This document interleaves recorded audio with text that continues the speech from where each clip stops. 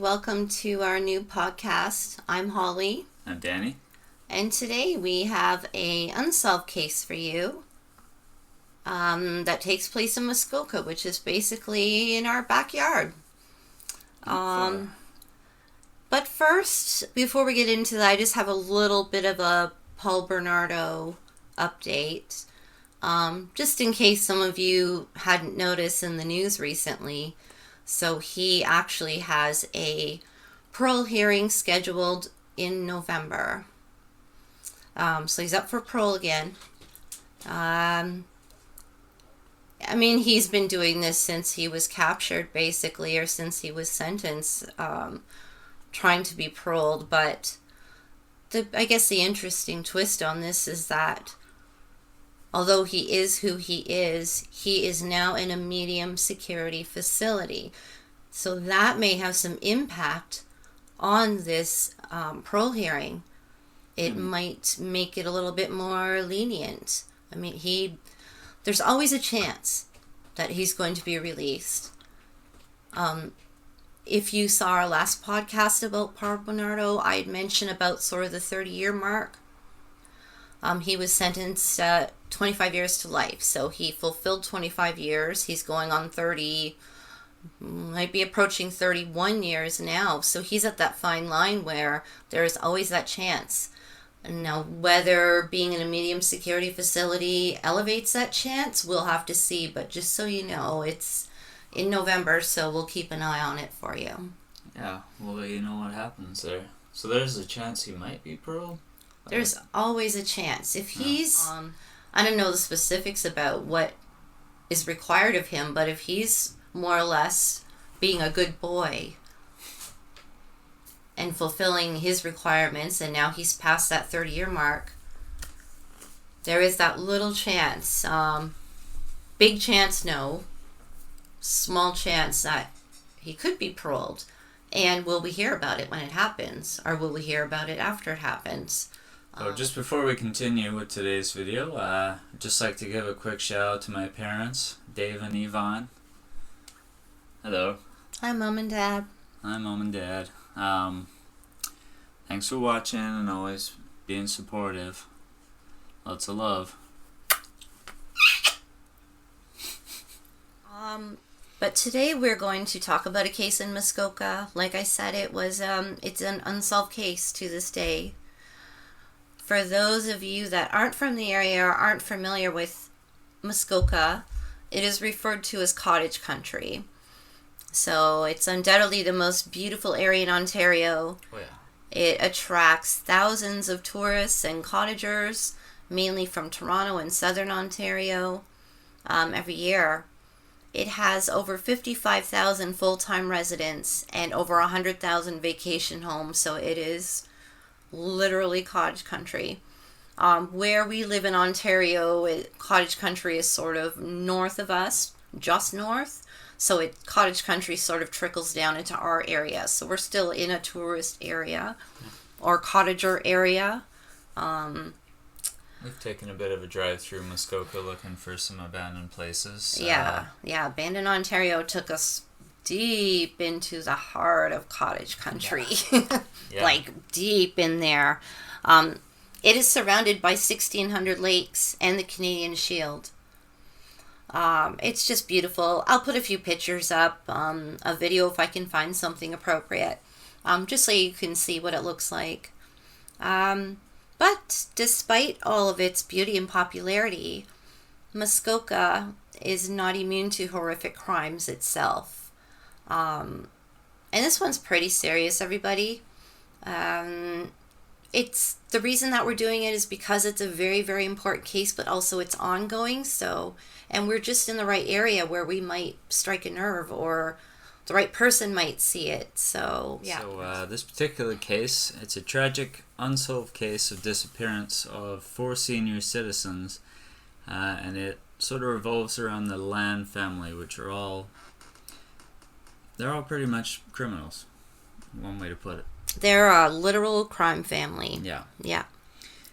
So the family there, you have the sister, who is Catherine, her brothers David, Paul, and Walter. And also involves their uncle Ron Allen.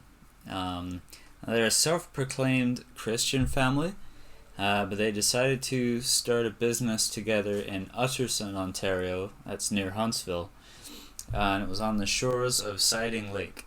Yeah, so Utterson is, from what I gather, never been there. I mean, we might have been near there. I feel like it's a major Christian community. So I guess they grew up in Muskoka anyway, the Laan family, but I guess they decided to start this business in Utterson.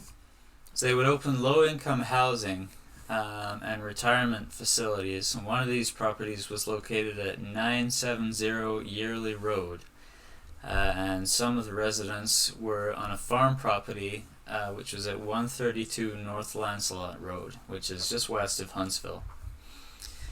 So in the mid-90s, the retirement homes were opening in Muskoka with names such as Cedar Pines and Fern Glen Manor. Yeah, which just, the first time we heard those names, we were thinking, oh, that just sounds like really sketchy names. Like, yeah, especially Cedar Pines. Like yeah. 2 different types of wood. Yeah, it doesn't make any sense. It just sounds so fake. Yeah. So keep in mind, this family already at this point had quite a history of criminal activity. Ranging from drugs, theft, and extortion, which was what Catherine liked to dip her toes in. Yeah.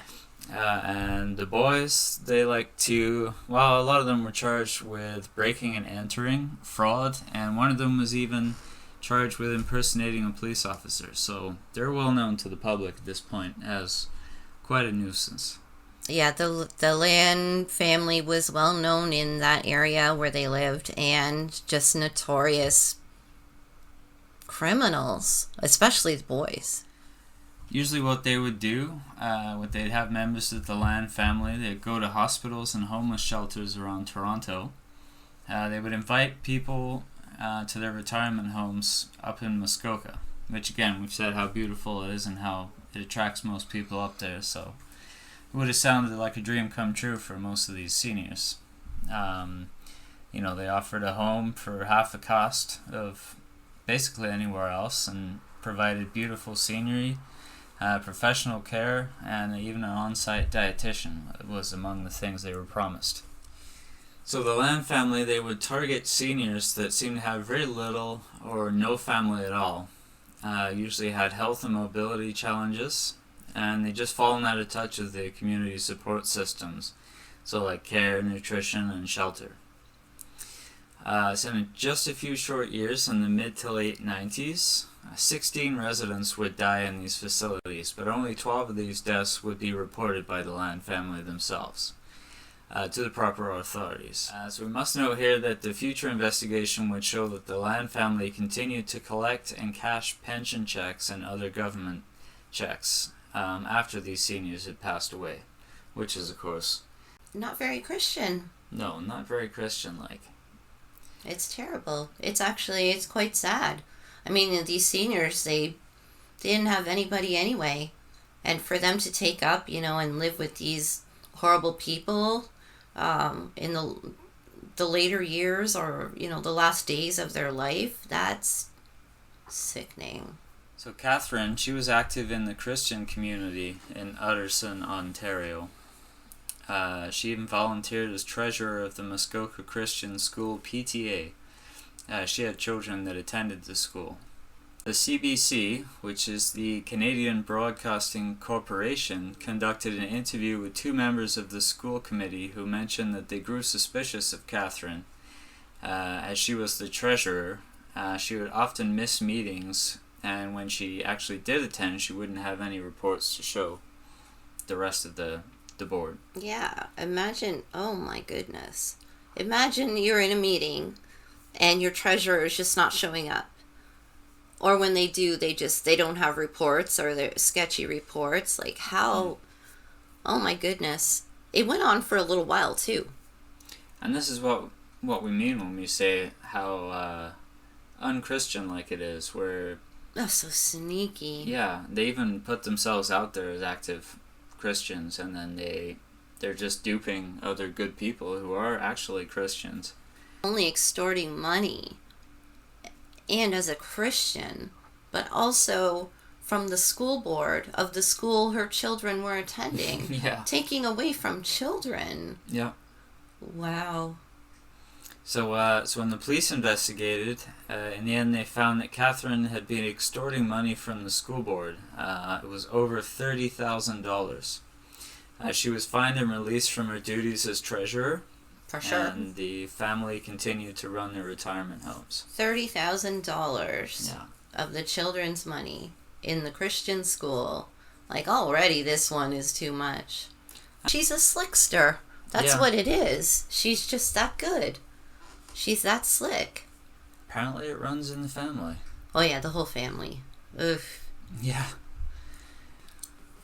So because the Retirement Homes Act didn't come into effect in Ontario until 2010, no one screened the Laan family, nor did the community question the legitimacy of their business in the early days. Yeah, it's hard to believe the Retirement Homes Act didn't come into effect until 2010. That's pretty late. It is very late Really? for that sort of thing. Yeah. Yep. You know.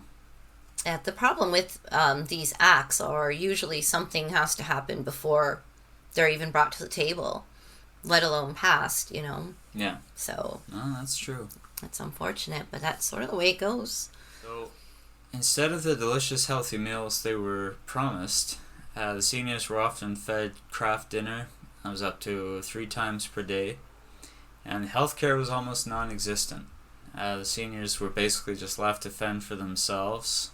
And the only time a member of the Laan family would show up would be to collect rent every month. Yeah. A contractor by the name of Jeff Vanderklark was hired by Catherine Laan to bring the retirement homes up to fire code. He ended up declining the job and described the house as being in shambles. He also said that the seniors were laying around on mattresses on the floor. Most of them were moaning and groaning in pain and discomfort. There was barely any stuff around, and there were up to 11 seniors sharing a 4-bedroom house, which is pretty small for that amount of people. Yeah, and I will find a picture of that house, and I will put it up here for you to see. But I'm just wondering, at this point, so this contractor seen this, but I did not see any evidence that he reported it to authorities as it was happening. And this comes up a few times in this case where either one of the townspeople or this contractor or somebody else had seen things that were happening, and it didn't seem to have been reported immediately, emergency like. Because you'd think, I mean, you know, anyone who has grandparents or had grandparents, or if their parents are just older, you'd think you'd see that and be like, this is not right. Like, oh, anybody definitely would. should have been a problem there. Anybody would. 11 seniors sharing a small 4-bedroom home, and they're laying on mattresses on the floor, moaning and groaning. Who could turn away from that? Yeah. I mean, if I seen that, I feel like I would confront her right there and be like, you know, what is this? Yeah. Like, you don't have to be an expert in seniors living to know that it's not right. It's human nature to take care of our elders, whether you know them or not. Yeah. And to see that, like, I'm not saying anything against this guy. He did speak up, but just looking into the case, it seems like there wasn't anything said immediately, but there were things happening all the time. It did eventually, but not immediately. That might have actually prevented these seniors from disappearing had it was acted on sooner. Yeah. So what sparked the investigation into this horrible situation was the disappearance of Joan Lawrence. She was known in the community as the Cat Lady. She had up to 30 cats, I think. Up to 30, yeah, they say dozens. Yeah, and so she was born in Ottawa in 1921. She was married in 1943 and divorced in 1949. She had no children. She was 19 years old when she worked as a freelance writer for the Toronto Star and the Ottawa Citizen newspapers. She was also a published poet. She moved to Toronto later on in life to take care of her elderly parents, and she moved to Huntsville when they died. Yeah, so they figured she had moved to Huntsville early 80s, early 1980s. Yeah. So Joan in particular, was already living in Huntsville, where the other residents were sort of taken from Toronto out there. She was already a resident of Huntsville. Yeah, so she'd already been there for a little while. She was already known by the community. Yeah. So through the years, Joan had taken in the community's unwanted kittens, and eventually amassing dozens of them. She lived with these cats in an old shack, which one day burnt down in an accidental fire. She lived in boarding houses and in the Salvation Army housing for that time. So in 1997, she moved into Cedar Pines Christian Retirement Lodge, which was owned by Catherine Laan. She moved into an 8x10 shed on a farm property owned by Catherine's brothers David, Walter, and Paul, so that she could keep her dozens of cats. She had no running water, a space heater, and no insulation, and she was paying $600 a month. She really wanted to be with her cats, and I guess if she was living inside the house, she wouldn't be able to have all the cats, so she said, okay, well then I'll be outside with them. And she ended up renting the shed, and it was in horrible condition, terrible condition. Yeah, she lived in there with those 30 cats too. And in one of the documentaries we had seen, an interview with a policeman, he said that it was just very strong smell of ammonia. Of course. Like very strong. Sure, I can imagine. Members of this tight-knit community mentioned that on any given day, Joan would be seen walking 15 kilometers into the nearest town just to buy food for her cats. Some of the townspeople also mentioned seeing Joan in the bank with one of the Laan boys or their uncle Laan. It seemed they would drive Joan into town, they'd bring her to the bank, and she would just hand them a big wad of cash. And then they'd basically just walk away and leave her there. Or walk away, drive away, just leave her stranded by herself. Yes. I mean, they didn't even have the decency to just give her a ride home. They were just there for the money. Like, that is... I'm telling you right now, this one makes me angry and very, very sad. I have a real special place in my heart for senior citizens. People that can do this to senior citizens are just like lowest of the low. Really, I was mentioning about these sort of red flags that popped up. This was one of them for sure. Joan told one of the locals, her name is Linda Charbonneau, whom she befriended about the time that Ron, so that's Uncle Ron to the Laan siblings, that he had threatened to kill her cats if she ever missed a rent payment. And I looked into this a little bit. There was actually an interview with Linda Charbonneau, and this wasn't a one-time event. He sort of always used the cats against her, and she was afraid that he was going to kill them. Which again, treatment of elders like that. He knew she had no family and nobody. Like, the cats is who she cared about. And to deliberately use that against her. Yeah, he's just another sick, you know what. Slime bag. That whole family. I swear to God. Yeah. So in 1998, a social worker alerted the police to the conditions on the Laan farm. Finally. They attended with the fire chief, discovering Joan in the shed. Adult Protective Services were notified and began planning to find Joan another home. So, now this is really weird. I think it has something to do again with her wanting to stay with her cats, but she was moved in the meantime from the shed into a decommissioned van on the same property. I'm assuming it's so she could be with her cats and keep her cats, but I just find that really odd that Adult Protective Services and the police and the fire chief were sort of okay with her living in a van. Yeah, it's even worse than the shed. Really, they're both pretty bad. I mean, I just, like, a senior citizen living in a van, I don't know. Yeah, with her cats too. Many cats. Yeah, just that one was a little odd, but that's fact. That's what happened. The last time that Joan was seen alive was in November 1998. She spoke to one of her friends, I believe it was Linda Charbonneau again, about how she didn't receive her income tax refund and was going to confront the Laan family as they shared a joint bank account and they had access to her mail. And she disappeared after this. And Joan, the cat lady, was 77 years old at this point. So, coincidence? No.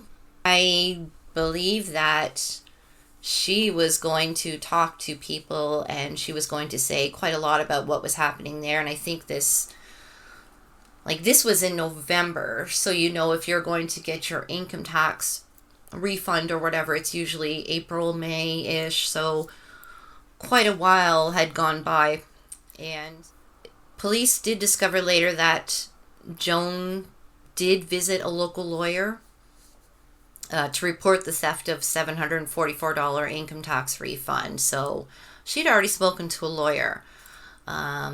Maybe the Laan family found out that she went to the lawyer.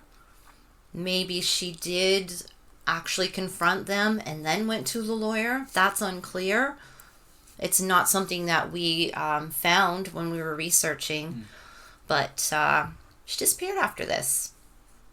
Yeah, and they definitely seem like the type of people who would do something like that to avoid repercussions for their heinous acts.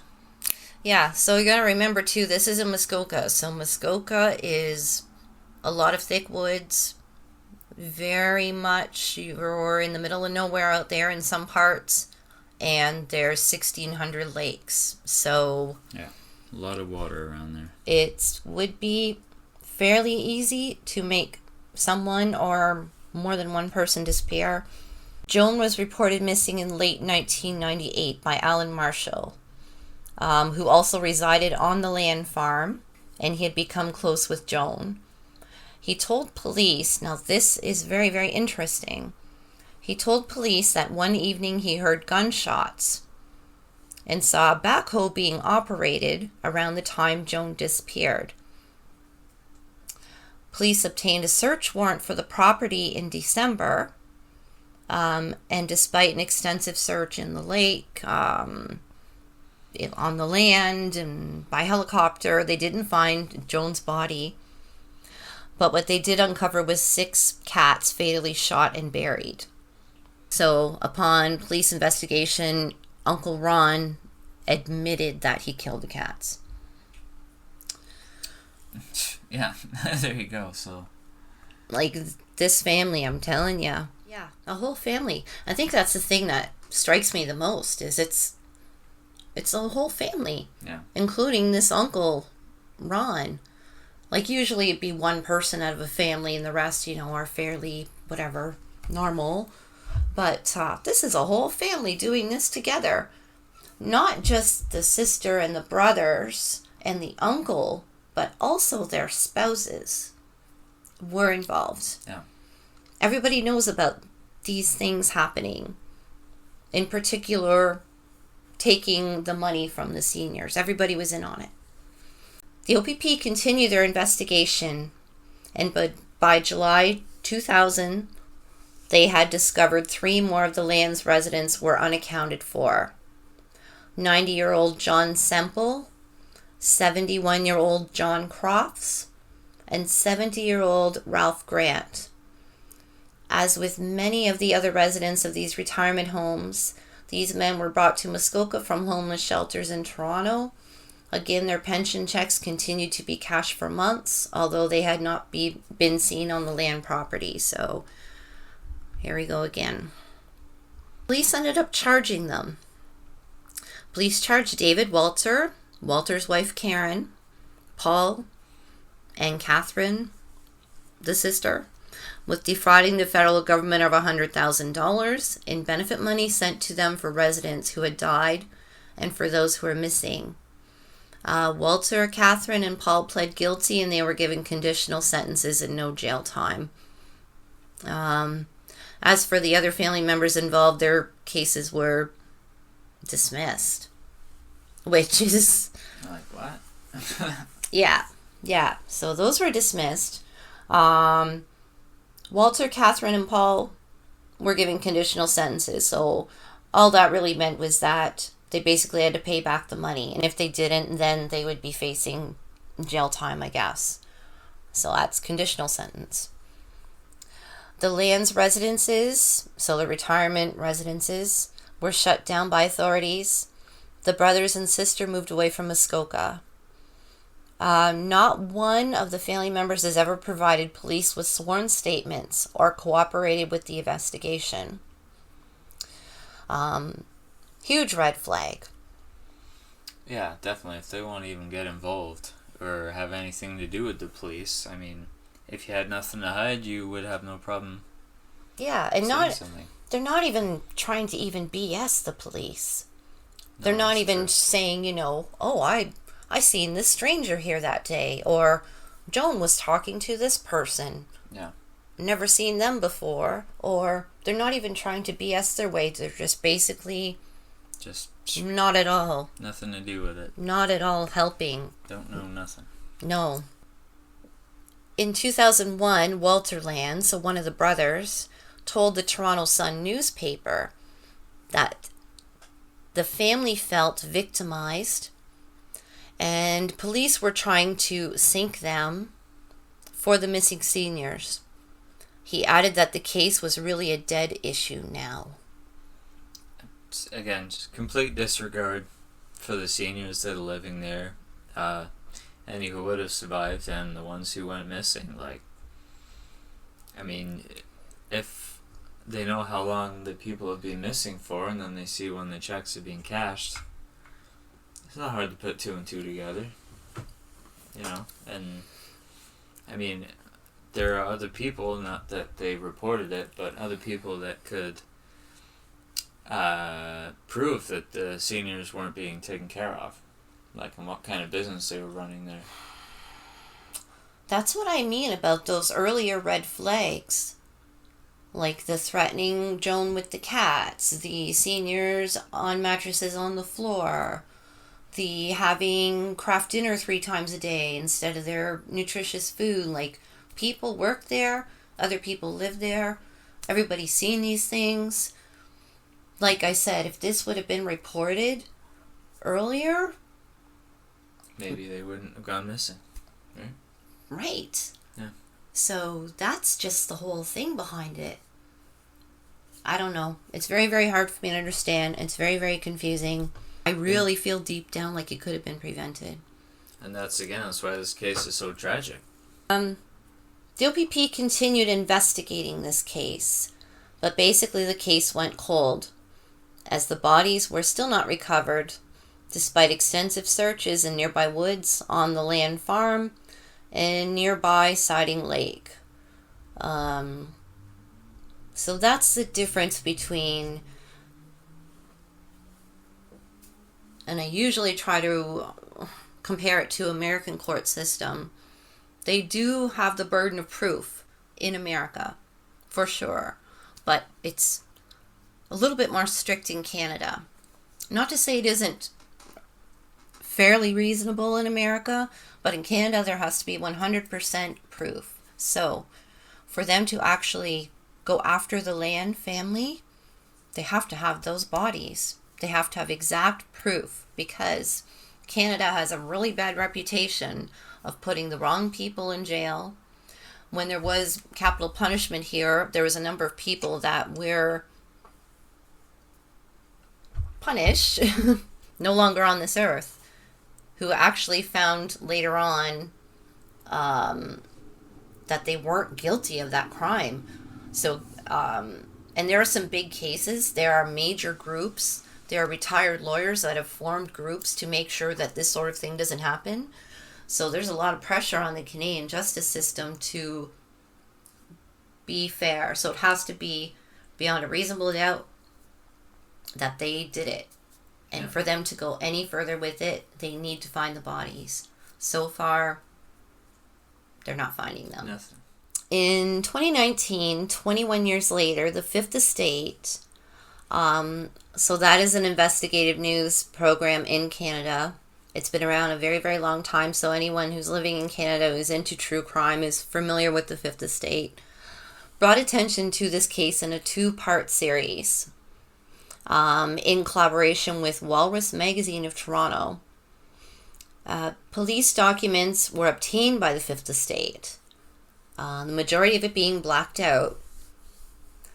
But it did show in those records that at least one detective at the time believed Joan was killed to prevent her from reporting frauds, thefts, mistreatments, and the neglect that she and the others were enduring from the Laans.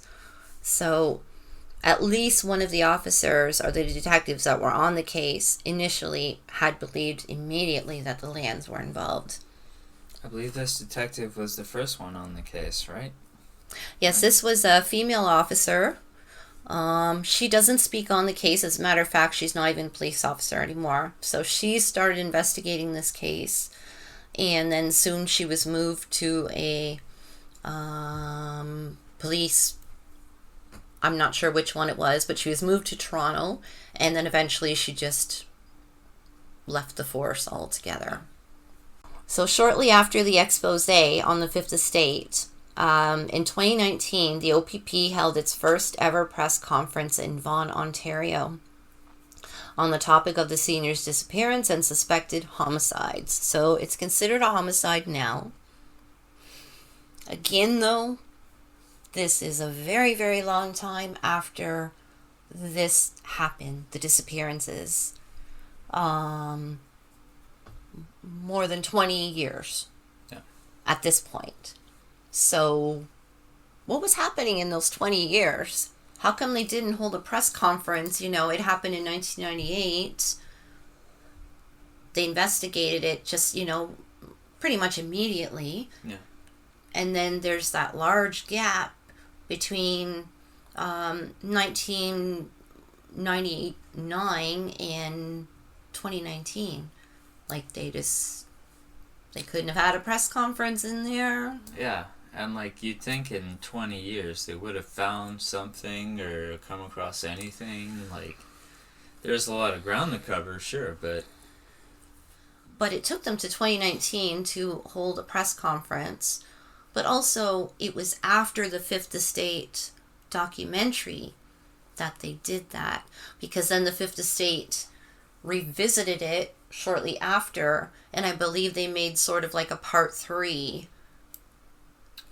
of the documentary, which included speaking to the detectives. Yeah. So, look, I'm not here to crap on police. I know it seems every time we talk about a case, I just notice that there's an issue with police sometimes.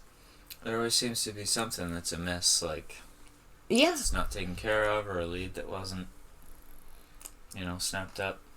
No, I mean, and don't get me wrong, I'm definitely not saying that. I'm just saying it just seems to happen. Yeah. Lead Detective Rob Matthews was hoping that former residents or people in the community would speak up, as so much time has gone by and the risk of retaliation from the killers would have lessened. He said that new people had come forward with information, but no significant leads. So that does make sense. maybe that contributes to why they didn't have a press conference earlier in order not to scare people away. Still, I feel like the police should have reached out in that time. Yeah. Anyway, but it's true. So I guess, they figure the commotion is calm now and people may have moved on or passed on, or, was safe for people to speak now in case there was that fear there. So, yes, But I can see that. Within like the 20 years, even if somebody saw something or, who says they're going to remember it particularly? I think with this strategy, what they're getting at is it might be the person who saw the thing, but it also might be they told their friend or they told their daughter, that case, blah, blah, blah. I remember one time I saw this and this and this. Yeah, so I think what true. they're thinking is it could even be, people talk. Yeah. Especially in the small communities. OPP Detective Sergeant Rob Matthews said that the police know the 4 people are not alive. He said that at the press conference. While he would not confirm any members of the Laan family are suspects, he says that they will not rule that out. So they know, and the police know, because I think everybody at this point knows what happened and know who's responsible. But again, it's that part of the law where they need that solid proof. They cannot put them behind bars right now. They cannot accuse them of it without saying, it's definitely them. We have the bodies buried on your property or in the lake near your property, or something has to connect them solidly.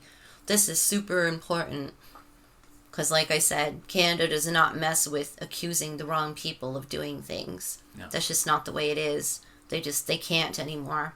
So Catherine Laan sold the last of their retirement homes following the investigations, and eventually she moved to the United States. And there she would attempt to change her appearance drastically.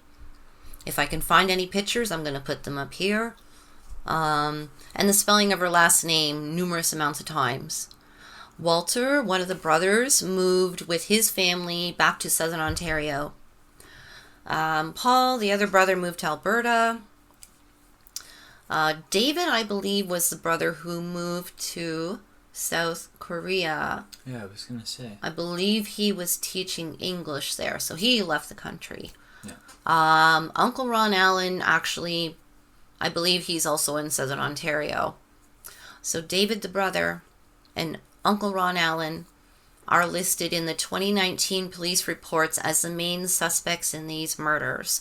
Now, that was information that was gathered by Fifth Estate through the actual police reports.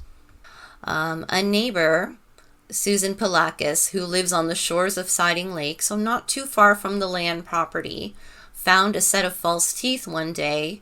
She actually found it just on the shore of the lake on her property. She called the police and they took the false teeth, but there are no updates. Even most recently, when I looked into it a little bit further, she still hadn't heard anything from the police. Like, to me, false teeth rolling up on the shore from that lake kind of seems to me like those teeth were in someone's mouth who's in the lake. So, yeah, the teeth would eventually come out as the body wasted away, for sure. So, you know what? They're in that lake. I'm almost convinced, especially they gotta know something. This is somebody's teeth. Like, false teeth just don't end up in this lake up in the middle of Muskoka. And yet they haven't found any bodies in there from searching. Like, they have divers go down there, they got their cameras and everything. Siding Lake is one of the bigger lakes up there. And I know they basically combed the lake a number of times, but also I know that it was like a major struggle for them, too. On the other hand, maybe certain things were thrown in the lake, like dentures, or jewelry, or, anything identifiable Yeah, I was might have say. been thrown in the lake, so maybe the bodies aren't in there. Maybe some items are in there, but they apparently didn't find anything. But this lake, when you look at it, is it's just jam packed full of seaweed. Like, I don't even know how they could fully move through that lake to actually really deep search. Well, and you mentioned too where the van was, where Joan stayed eventually. The whole area was filled with abandoned cars. That was all from the residents who either lived there or passed away there. So that was another thing I didn't mention. We were talking about it earlier, though, and it's so weird. And hopefully I will find a picture of it and put it up here. If I don't, I'm going to explain anyway right now. So Joan was relocated by Adult Protective Services to this van so she could be with her cats. Now, where that van was, like Danny said, there were other vehicles there. And these apparently are vehicles of the seniors that were staying in this residence, and there's just like a lineup of vehicles. Yeah, just abandoned, basically. So that's a little creepy. I mean, that's no disrespect, but you see that in horror movies. You do not see that in real life, and just knowing who they belong to. The main retirement residence sat on 68 acres of land, so chances are the investigators did not dig up the entire area. So maybe their bodies are indeed buried there. 68 acres is a lot, so I can't see, even though they had all that 20 years, now it's about 25 years since that.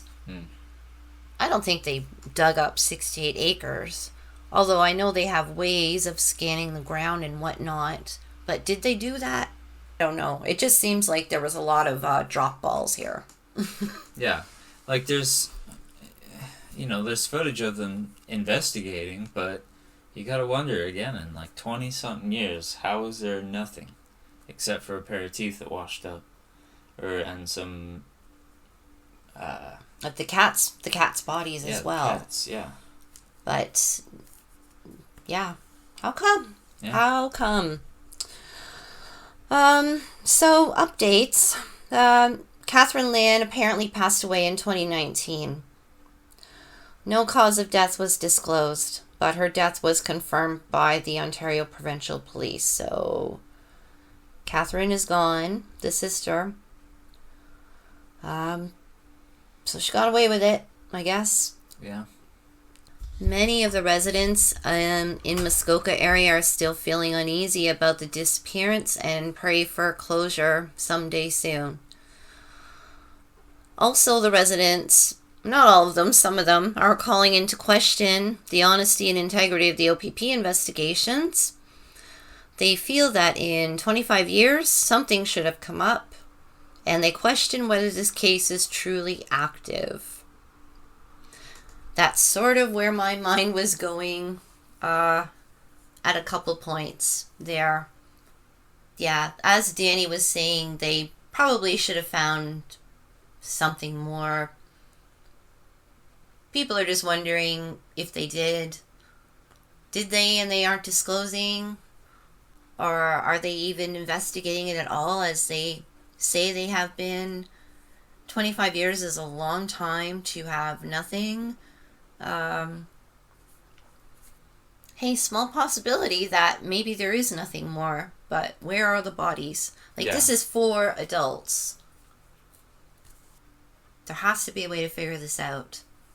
The OPP want to hear from witnesses who were in the homes at the time, or their family members, or anyone who worked for the Laan residences.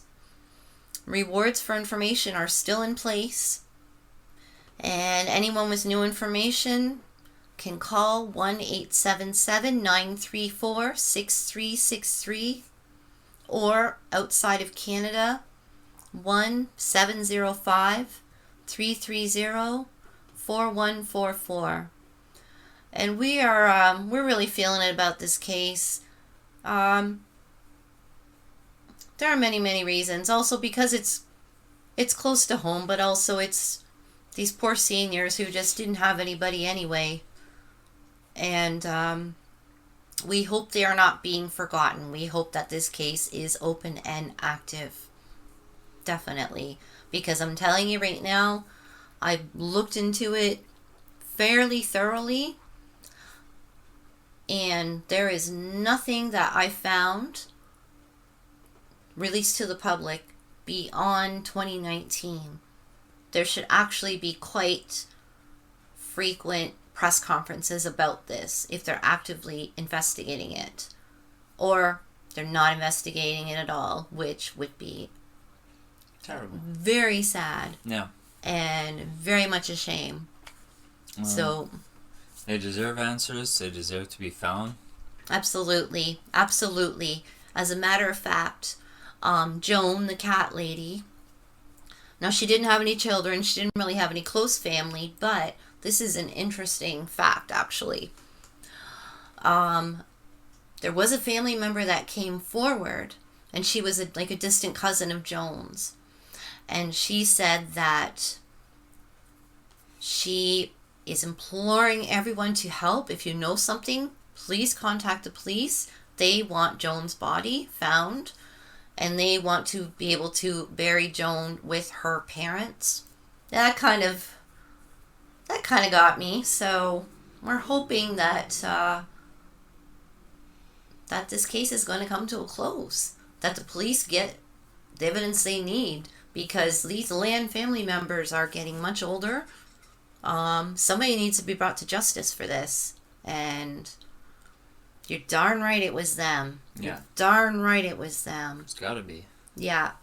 Anyway, that is that case. Thank you for joining us. This was one that was near and dear to our hearts. We appreciate you being here. Yeah, thank you. And we will see you next time. Bye, guys. Farewell.